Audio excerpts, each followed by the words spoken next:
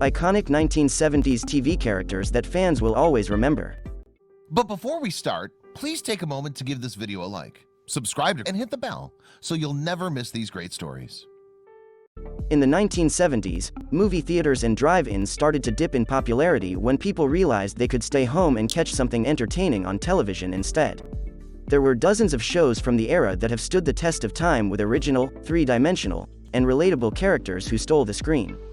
Characters such as Fonzie from Happy Days and Archie Bunker from All in the Family made audiences laugh, cry, and keep watching for years to come.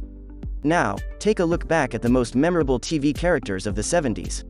Arthur Fonzie Fonzarelli is an American symbol. Originally written as a minor character, Arthur Fonzie Fonzarelli became the fan favorite on Happy Days.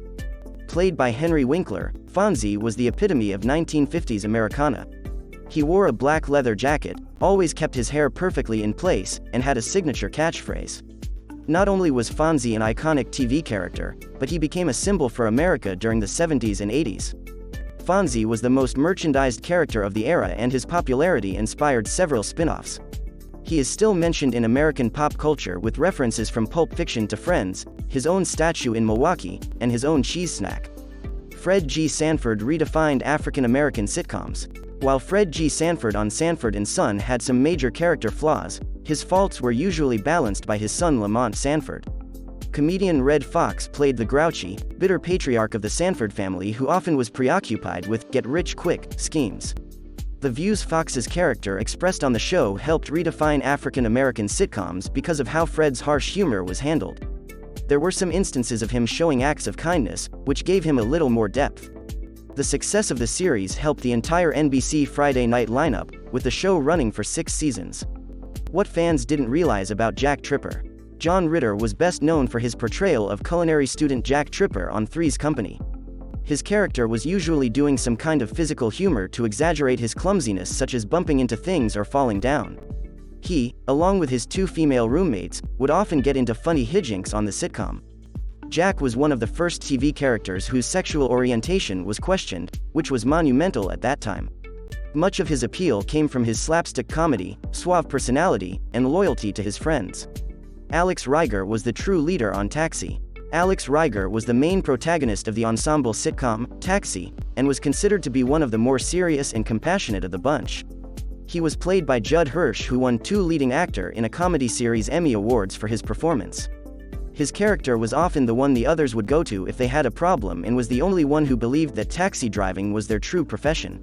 While he had some character flaws, such as being a recovering gambler and a cynic, his heart was always in the right place. Alice Nelson was the glue of the Brady family. While the Brady Bunch wasn't too popular during its original run, it became a worldwide phenomenon during syndication. Although it included an ensemble cast, the family's housekeeper Alice was one of the most memorable characters. Played by veteran actress Ann B. Davis, Alice was the glue of the Brady family.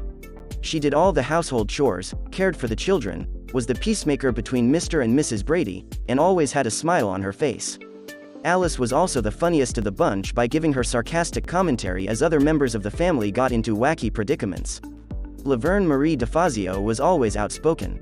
Laverne and Shirley was a spin-off of Happy Days and became the most-watched television series by its 3rd season. It focused on best friends and roommates who worked as bottle cappers in a factory. Laverne Marie DeFazio, played by Penny Marshall, was the tough-talking tomboy who balanced out the more reserved Shirley. While there was no Laverne without Shirley, Marshall was able to make the character relatable and lovable for millions every week. Also, the show's creator, Gary Marshall, was her brother, so she always had support during her performances. John Travolta almost passed on Vincent, Vinny Barbarino. Many know John Travolta from his expansive film career with roles in Grease, Saturday Night Fever, and Pulp Fiction, but he rose to fame on Welcome Back, Kotter. He played Vincent, Vinny Barbarino, a loudmouth leader of a remedial high school class. Fans loved his character due to his unique swagger, funny catchphrases, and effortless charm. Most of the characters, including Vinny, were based on classmates of creator and lead star Gabe Kaplan. Travolta's mother almost forced him to not take the part because she thought he would get typecast as an unintelligent delinquent. Playing Laura Ingalls Wilder was an escape from Melissa Gilbert. While the majority of television characters are fictional, Laura Ingalls Wilder on Little House on the Prairie was based on the real author of the novels. Laura was played by Melissa Gilbert, who beat out over 500 girls for the role when she was 9 years old. Gilbert remembers loving her life on set because her home life was difficult. "I liked everyone, really. They were all nice. Who wouldn't like being around people who showered you with affection and always had a kind word, a joke, or a funny face?" Compared to the real world, it was like make-believe, she shared in her memoir. George Jefferson tackled tough issues of the era.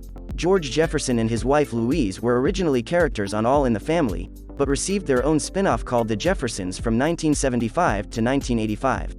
Sherman Hemsley played George, an ambitious entrepreneur who owned several dry cleaning businesses around New York City. His character had to tackle several difficult issues of the time through comedy, which was common for a Norman Lear-led series. The show was monumental because it was the longest-running sitcom with a primarily African-American cast, one of the first to include affluent African Americans, and the first to feature a married interracial couple. Mary Richards was an early feminist icon. The 1970s was the perfect time for the Mary Tyler Moore Show to come out. Mary Tyler Moore played Mary Richards, a career woman who tries to make a name for herself at her local TV news station. Many women and girls saw themselves reflected in Mary. This was during one of the biggest feminist movements in history, with women increasingly moving into the workforce and wanting equal representation with their male counterparts. Mary was a strong, independent woman of the 70s who could put any disrespectful man in their place. Why audiences loved the despicable Basil Fawlty. While only 12 episodes of the British comedy series Fawlty Towers were made, Basil Fawlty remains one of the most popular 70s sitcom characters. Played by John Cleese, Basil was a cynical, snobby hotel owner who would do anything to be seen as part of high society. While Cleese thought of Basil as an awful person, he believes that audiences still loved him because of his comedic charm and dry, sarcastic sense of humor. The character was inspired by a hotel owner Cleese met while he was on a trip with the Monty Python comedy troupe. Arnold Jackson had a well-known catchphrase. Gary Coleman as Arnold Jackson on Different Strokes will go down in history as one of the most iconic sitcom characters of all time. His signature catchphrase, "What you talkin' 'bout, Willis?" became a symbol of American pop culture and has been referenced in several movies and TV shows. Coleman was praised for his performance as the wise-cracking little brother always trying to get his way. He received 5 Young Artist Award nominations and won the People's Choice Award for Favorite Young TV Performer 4 years in a row. The series lasted a total of 8 seasons and Coleman was paid $100,000 for each episode. Jill Munroe was a trendsetter. Farrah Fawcett became a cultural icon of the 1970s because of her starring role as Jill Munroe on Charlie's Angels. She, along with the other 2 angels, fought crime while working as private detectives in Los Angeles.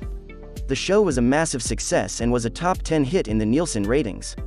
Fawcett never actually auditioned for the role because producer Aaron Spelling loved her performance in Logan's Run and offered her the part.